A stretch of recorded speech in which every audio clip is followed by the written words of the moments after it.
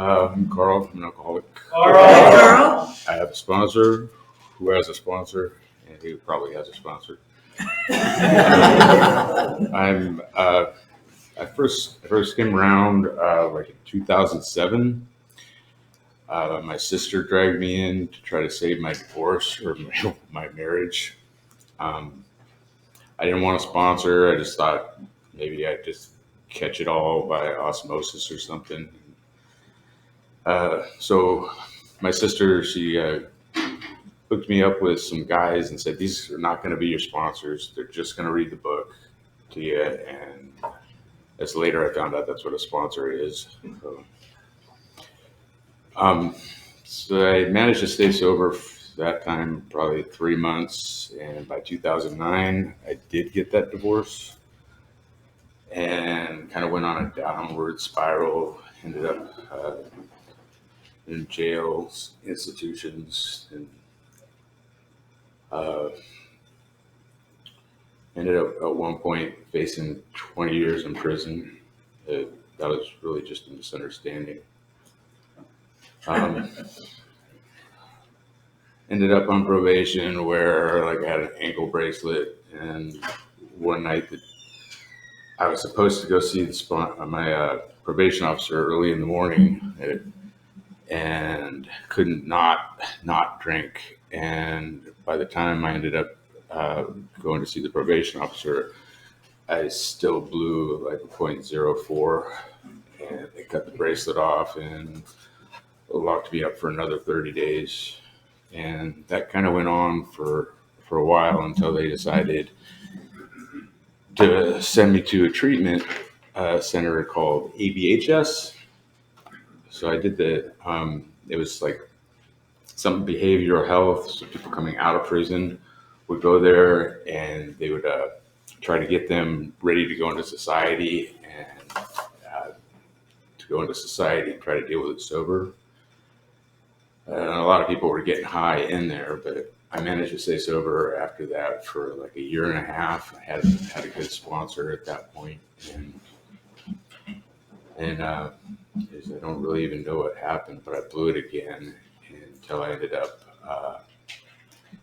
going into the Milam Asylum, the Milam Recovery Centers, and came up with some more time until like eventually um, I guess the last thing was like the big COVID thing. I didn't really get into the Zoom meetings until late, and by the time I got into the Zoom meetings, I was watching the meeting with a fifth vodka on the side of the monitor, and just kind of wondering how many other people were drinking at the meeting. You know? So after that all cleared up and there were outside meetings, I tried to get sober again, but I couldn't. I couldn't stay sober for a day. And I somehow managing to keep a job, so I had money, and I used to go to a conference in Mexico, and it's like all my sober friends went there every year down in January to this conference called Sobriety Under the Sun. So I figured I'd go because there'd be like lots of sober support, and my sister was getting a cabana with like uh, four rooms inside the cabana and then one room outside. So I got a room from her and flew down there ahead of time, probably because I had that you know thing about like thinking about the last party before the end, kind of. So I went down there and got really fucked up. Uh, did some expensive, not so good cocaine, and by the time my sister and her friend showed up, I was planning on not drinking the day before they got there, but that didn't work. So I kind of reeked, and they got me to a restaurant, and her friend just said, Carl, you look terrible. You should just have a drink. And so I pounded a couple shots and pounded a couple glasses of wine, and I was fine. And I continued to drink for about 3 days around AA people until I snuck out one night in Sayulita and did the round all the bars and met this guy who said he'd been sober for uh, 22 years, and he sold everything and came down there to party the rest of his money away, and it's the best decision he ever made in his life. And I was like, oh yeah, well, I quit drinking tomorrow. So, I heard that before. It's like, I quit and you're going to be my sponsor. And he said, okay, so as your sponsor, your first line of duty is to buy another round. So I did. And the next day I was like shaking, and I guess I looked really bad.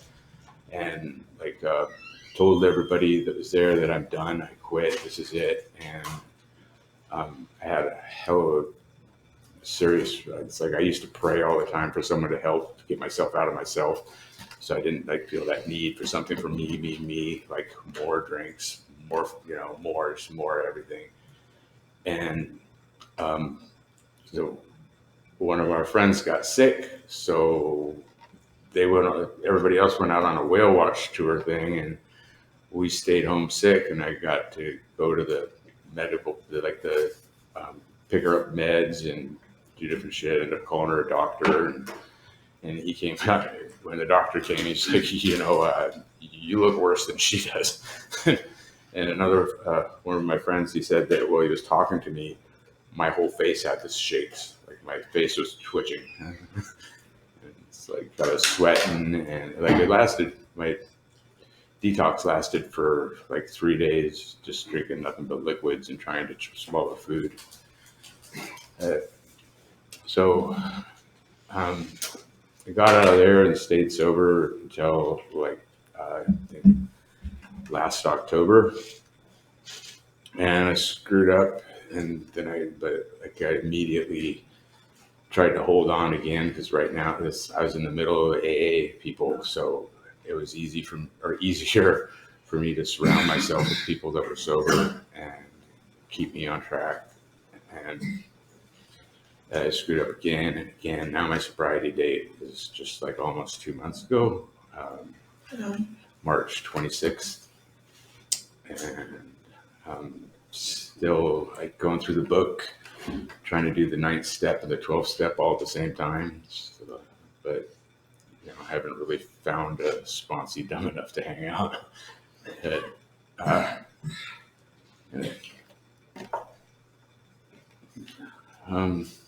Yeah. Sorry, that's only what? It's been 8 minutes. Oh. Okay. Huh. Congratulations. Congratulations. Well, I don't know what else to talk about, so I guess that's all I got. Thanks, Carl.